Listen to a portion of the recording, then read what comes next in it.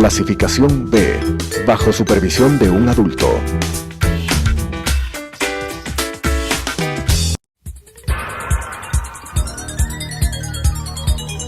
Las opiniones vertidas en este espacio por la producción y dirección del programa son de exclusiva responsabilidad de sus autores y de quienes intervienen en ellos.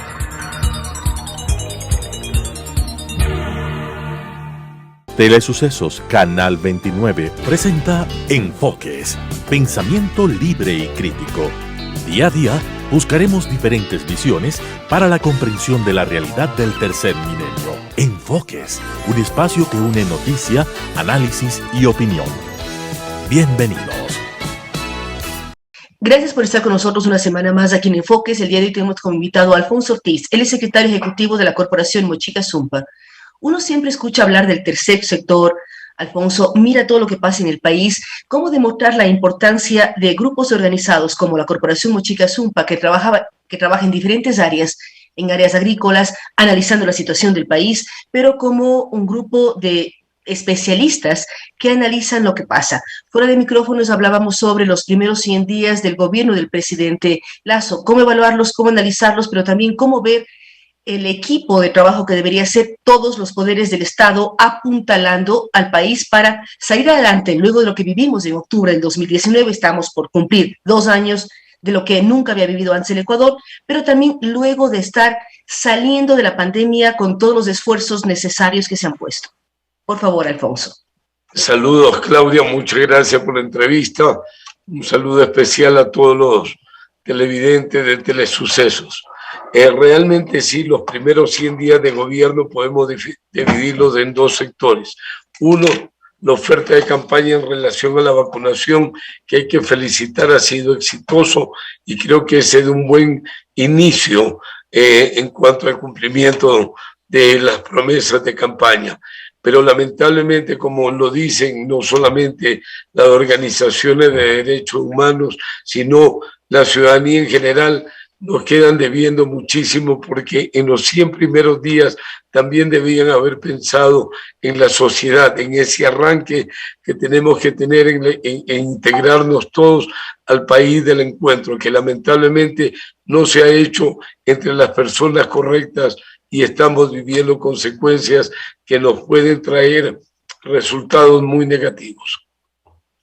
Cuando usted habla del país del encuentro y resultados a posteriori de lo que puede pasar en el país, ¿cómo lograr acuerdos, Alfonso, cuando vemos una Asamblea Nacional, por ejemplo, totalmente dividida y además con una serie de denuncias de corrupción de los miembros de la Asamblea? O sea, vemos lo que pasa en la bancada de Izquierda Democrática, Pachacuti, que además le resta credibilidad. ¿Cómo lograr el encuentro? Porque el encuentro depende no de un poder, sino del país en su conjunto. La soberanía radica en el pueblo y creo que el gobierno se olvidó del pueblo. Si el gobierno se empodera en el pueblo y hace realmente lo que se prometió en campaña, yo creo que nada de lo que está sucediendo en la Asamblea Nacional tendría lugar. Recordemos que lamentablemente las mayorías de veces se hacen a conveniencia y es por eso que la Asamblea Nacional no ha cambiado en lo absoluto en su accionar. Recordemos que anteriormente se repartían los hospitales y hoy también estamos viendo cómo asambleístas han puesto funcionarios que no es por la fuerza que tiene el asambleísta. Yo fui diputado en el año 98 y conozco muy bien cómo funciona el sistema de la asamblea al interior. Si no tiene la venia usted de un poder superior, en este caso del Ejecutivo, es muy complicado que un asambleísta pueda poner un funcionario, así sea de última categoría, primero porque no es su misión, no es su función y está al margen totalmente de la ley. Usted es muy claro al decir no es su misión, no es su función, pero lamentablemente se ven este tipo de prácticas. ¿Cómo lograr, Alfonso, este encuentro? También yo le sigo a usted en las cuentas de Twitter y en las redes sociales. Es muy crítico, por ejemplo, frente a lo que está pasando con el defensor del pueblo. ¿Qué hacer con esto? ¿Cómo trabajar y formar y clarificar ¿cuál es el papel de cada función del Estado? Usted bien dice, un asambleísta no puede nombrar funcionarios, eso es clarísimo, es una de las cosas que no debe hacer, no debe ofrecer y por lo tanto el electorado también tiene que estar claro. Usted dice la relación con el pueblo, el electorado tiene que estar claro quién es responsable de qué. ¿Qué pasa con la parte jurídica? ¿Qué pasa con el área judicial? Usted está hablando muchísimo de la elección del defensor del pueblo, pero también cómo el señor anterior, señor Carrión, ya no es funcionario. Entonces, ¿cómo analizar lo que pasa en el país? Bueno, es una pena lo que pasa en la Defensoría del Pueblo. Primero que nada, tenemos un defensor del pueblo que está preso por falta de probidad ética y moral, además de haber violentado derechos fundamentales que deben ser respetados, como es la mujer ecuatoriana, a quien agredió. Además, vulneró pues el estado de excepción y su comportamiento deja mucho que desear. El que lo reemplaza también tiene una demanda, según Carlos Vera, de agresión intrafamiliar, y eso pues de por sí ya lo descalifica bastante. Y si a eso le sumamos que en su hoja de vida no tiene ninguna vinculación ni ninguna experticia en la defensa de los derechos humanos y derechos de la soberanía, caramba, creo que estamos arando en el mar y volviendo a lo mismo del pasado. Es decir, no se trata de remediar absolutamente nada, todo lo contrario, de seguir con unos funcionarios que no cumplen los requisitos. Y si a eso le sumamos que él hace pocos meses fue secretario general del Consejo de Participación Ciudadana y Control Social, nombrado por los mismos que hoy le nombran defensor del pueblo encargado, quiere decir que no hay ética, no hay la probidad moral que este concurso requiere, habiendo candidatos que tenían pues una experticia que deberían haber sido considerados y obviamente electos, ¿no? Porque el defensor electo encargado realmente no creo que cumple los requisitos, y si él realmente quisiera demostrar que tiene probidad ética y moral, debe renunciar. Así la ciudadanía aplaudiría, ya que su hoja de vida habla por sí solo. Su experticia es en aduana, no, y nada que ver con derechos fundamentales como son los humanos y de la naturaleza. Usted es muy claro al hablar sobre la expertise, sobre la trayectoria, sobre los currículums. ¿Cómo buscar las mejores autoridades, Alfonso? Hablamos de la Defensoría del Pueblo, pero ¿cómo buscar en el área de justicia? ¿Cómo lograr que el famoso Consejo de Participación Ciudadana, que muchos te discuten si debe existir o no, pero es el organismo que nombra? Entonces, ¿cómo lograr que se busquen los mejores perfiles, las personas más idóneas para los diferentes cargos y que no tengan en su hoja de vida, lo que usted señalaba, antecedentes poco claros que no garantizan y sobre todo no generan confianza en la opinión pública? El Consejo de Participación Ciudadana lo que ha hecho es de echar un balde de gasolina a un fuego que ya estaba prendido. Recordemos que se han recogido más de 500.000 firmas en el país para la eliminación del Consejo de Participación Ciudadana. Nosotros, como organizaciones de derechos humanos, aglutinados en un grupo llamado FONAPAR, hemos venido defendiendo la existencia de este quinto poder del Estado, que lamentablemente está hoy evidentemente manejado por políticos. Se han entregado para repartir los organismos de control como Defensoría del Pueblo, pronto vendrá Contraloría y otros organismos más que ya sabemos que son concursos viciados de nulidad. Y siempre me refiero a Consejo de Participación Ciudadana. No digo control social, porque nos han excluido a todos los ciudadanos de bien a que hagamos del control social. Todas las veedurías son entre amigos, todas las elecciones son favoreciendo a alguien que viene con oscuro de intereses, y eso es lo que nosotros debemos pedir a la ciudadanía, que abramos los ojos, estemos alertas y nos empoderemos del primer artículo de la Constitución que reza y dice que la soberanía radica en el pueblo. Es ahí donde debemos ejercer nuestra fuerza. Usted es clarísimo, es decir, la soberanía radica en el pueblo define quiénes son nuestras autoridades a través de las urnas, pero también debemos estar listos para participar y exigir que las autoridades cumplan con los objetivos de su función y con las propuestas por las cuales fueron electas. Ahora, Alfonso, usted también en la Corporación Mochica Sumpa están muy vinculados con el tema agrícola. Hemos visto una serie de temas complicados, hemos visto paro de bananeros, paro de arroceros. ¿Qué está pasando en la agricultura, sobre todo en la agricultura de exportación, que es fundamental para el país? Si uno revisa el año pasado en la pandemia, gracias a la agroexportación, el país pudo tener ingreso de divisas. Pero ¿cómo lograr entender qué está pasando en el agro y cómo debería el gobierno, el nuevo ministro de Agricultura, mirar a esta zona?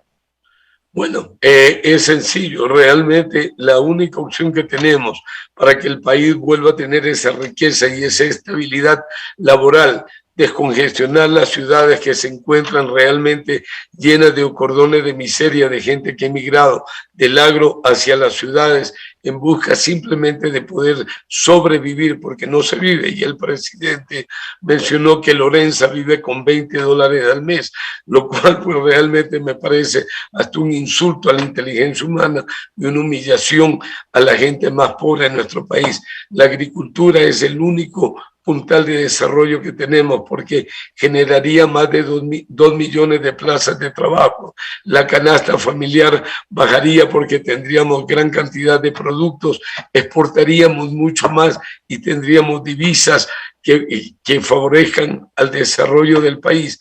Pero cuando usted tiene una ministra que le hacen paros, o exministra, perdón, que le hicieron paros y se reúne con aquellos que nada tienen que ver con el sector bananero o arrocero, caramba, quiere decir que estamos poniendo personas al frente de un ministerio tan delicado y tan importante para el desarrollo del país y para la paz y tranquilidad que los ecuatorianos debemos tener, porque si se genera trabajo en el agro, vamos a bajar la violencia intrafamiliar, vamos a bajar el sicariato, el tráfico de drogas, el consumo de drogas y todo, porque todo esto es producto de la desesperación.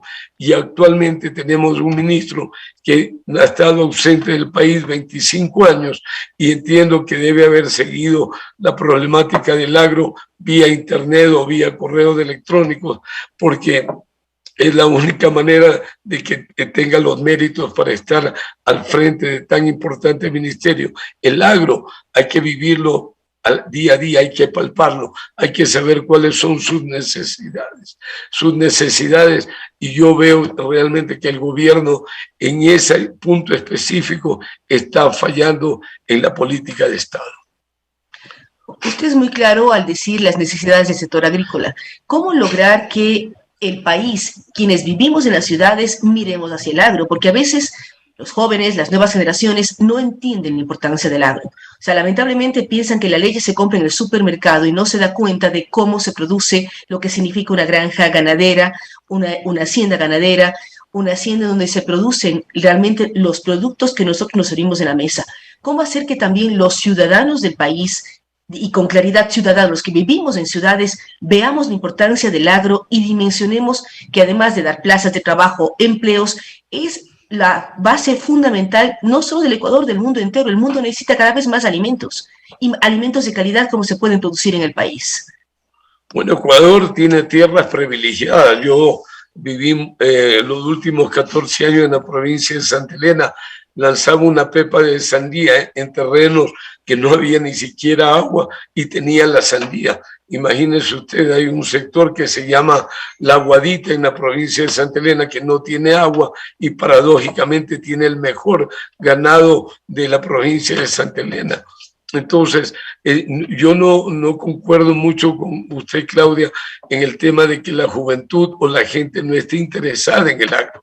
El agro es una gran oportunidad para el desarrollo del país y tenemos miles, yo le diría, conozco a más de, será unos 2.500 ingenieros agrícolas que están trabajando de taxistas, están trabajando en actividades que no corresponden a las que ellos se formaron y claman por regresar al campo. Pero si usted tiene créditos que sobrepasan el 16%, si usted cuando siembra y cosecha el arroz, el maíz, no, importan o abren la frontera para que entre el contrabando. Caramba, a cualquier agricultor le mata esa noble actividad y la vocación de seguir sirviendo a nuestra sociedad. Ojalá este gobierno, todas esas políticas que habló del crédito a 30 años plazo, al 1%, de volver los ojos del campo, de ayudar realmente a los agricultores a que refinancien sus deudas y no les sigan quitando sus tierras. Eso sería pues un gran aliciente y una buena salida del gobierno a la grave crisis económica que actualmente está atravesando. Usted al inicio hablaba de los 100 días, todos estamos muy orgullosos de lo que ha pasado en el Ecuador con la vacunación, estamos siendo un ejemplo para varias partes del mundo, precisamente hoy decían en la ciudad de Luja, y han logrado una inmunidad del 85%. Como ejemplos, el país cada vez está mejor en esto. ¿Cómo lograr esos encuentros que tan necesarios son cuando volvemos al tema de la asamblea dividida, polarizada, en donde se ponen en contra del Poder Ejecutivo? ¿Cómo lograr acuerdos? Porque todos somos conscientes que necesitamos una reforma laboral, una reforma tributaria, laboral para garantizar mayor posibilidad de espacios de trabajo y plazas de empleo. ¿Cómo lograr esos grandes acuerdos? Usted es un hombre que recorre el país permanentemente, Alfonso, conoce las necesidades. ¿Cómo el gobierno debería actuar para conseguir esos acuerdos y conseguir avanzar? Vemos que el presidente Lasso, ahora en México, anuncia la posibilidad ya de ser parte del Acuerdo del Pacífico. Es importantísimo por el tema comercial, pero ¿cómo lograr los acuerdos internos? Bueno, los acuerdos internos hay que sentarse en una gran mesa y dialogar en forma frontal, ser honestos, ¿no? Tenemos realmente, como usted acaba de decir, una asamblea que se opone absolutamente a todo. Se puede reeditar en pocos días lo que sucedió en octubre del 2019, pero ¿qué es lo que pasa? Hay protestas sin propuestas. Se protesta aquí por todo, se protesta porque el combustible subió, porque falta la focalización, porque no hay incentivos para el emprendimiento, pero nosotros como Organización de Derechos Humanos Mochica Zumpa, conjuntamente con la corporación Siglo Corp y con BP Group de Houston, Texas, hemos hecho propuestas de solución a algunos problemas, sobre todo en el área financiera que el país tiene. El país no tiene recursos, a pesar de que la banca ecuatoriana tiene miles de millones de dólares en sus bóvedas, pero no prestan para el emprendimiento ni prestan para la producción. Ellos solo prestan para las cosas suntuarias que son el consumismo. Y es ahí donde nos seguimos empobreciendo, porque usted ve que apenas usted debe $3 en Claro o en Porta, se va a la central de riesgo y le anulan como ciudadano crediticio. Aquí tenemos Pero el decreto que dio el presidente para eliminar este tema de la central de riesgo con deudas de X montos no ayudó muchísimo para que las personas podamos acceder a un crédito, porque usted bien señala, si uno debe a las telefónicas celulares, cualquiera de las marcas que sean, va a la central de riesgos. Si debe por una cocina que se compró de inducción, igual va a la central. Entonces, ese decreto no ayudó a que todos salgan de la central de riesgo y puedan convertirse en sujetos de crédito para emprendimientos, inversiones y dar trabajo. Lamentablemente se ofreció, el presidente decretó, el presidente lo mencionó, pero no se lo ha cumplido, porque salir de la central de riesgo es un vía crucis, ¿no? Ojo, que no estaba condonando ninguna deuda, solo decía que las personas que debían menos de $1,000 tenían acceso a reactivar su crédito, pero nadie le da, ¿no? Le exigen que tiene que estar fuera de la central de riesgo, es decir, una cosa es lo que se dice y otra muy diferente a lo que se hace. ¿Por qué? Porque no hay verdaderas políticas de mano firme como debe tener este rato el país, para dar un giro de 180 grados, que es por lo que votamos la gran mayoría de ecuatorianos el 11 de abril. Ha perdido mucho tiempo. Recordemos que no ha cambiado mayormente las políticas que son similares a las de Correa y Moreno. Ahora, también usted dice son 100 días, pero si uno piensa en 100 días son 3 meses. No es mucho para un gobierno que va a durar 4 años, que todos esperamos. se han sembrado algunas líneas. ¿Cuáles son los siguientes pasos? Vamos a escuchar el discurso del presidente Lasso esta semana en las Naciones Unidas, pero ¿cuáles son los siguientes pasos para generar confianza, generar empleo? Usted dice que como Alfonso Ortiz y con las corporaciones de las cuales usted parte, ha generado propuestas. ¿Qué propuestas se deben dar para el área laboral fundamentalmente? Que el problema más grave del país, y usted bien lo mencionaba, la gente desesperada comete actos de delincuencia. No es una justificación, pero a veces es lo que detona. Si uno tiene un hijo enfermo, tiene a su madre enferma y no tiene trabajo, es gravísima la situación. O no tiene que dar de comer a su familia, o sea, uno puede poner varios ejemplos. ¿Cómo debería actuarse desde el área de lo laboral, que es de los temas que más se está hablando? Bueno, lamentablemente en lo laboral aquí uno de los problemas más graves que tenemos son el sindicalismo, ¿no? Eso realmente a cualquier inversor extranjero, cuando viene y ve que las políticas laborales son tan en desventaja, ¿no? Realmente yo soy un defensor de derechos, pero el derecho tiene que ser también con absoluta justicia y sobre todo con sentido común. Yo prefiero, escúchame bien 1000 veces, si estoy desempleado y un empleador me ofrece a mí el trabajo por horas y yo con eso puedo llevar el pan a mi casa, yo lo cojo, ¿no? Porque solamente la producción trae desarrollo, trae el buen vivir, trae esa equidad y elimina la pobreza y la miseria en que actualmente estamos viviendo. Aquí nos oponemos por oponer. Como yo le dije, cualquier protesta tiene que venir acompañado de propuesta. Lamentablemente aquí solamente se quieren enfocar en ese viejo código laboral que ha perjudicado al gran sector empresarial del país. Debemos reactivarnos, para eso tenemos que ser flexibles. Ojalá la Asamblea Nacional entienda y comprenda que solo produciendo, solo generando trabajo, el país puede salir hacia adelante. Muchísimas gracias, Alfonso Ortiz. Recordamos que él es el secretario general de la Corporación Mochica Sumpa. Ha dado sus criterios, sus recomendaciones. Esperamos efectivamente que exista una flexibilidad laboral que permita cada vez generar más trabajo, mayor inversión y que el país pueda salir adelante. Gracias nuevamente a Alfonso Ortiz y a ustedes que nos han acompañado el día de hoy aquí en Enfoques. Nos vemos en una semana más. Las opiniones vertidas en este espacio por la producción y dirección del programa son de exclusiva responsabilidad de sus autores y de quienes intervienen en ellos.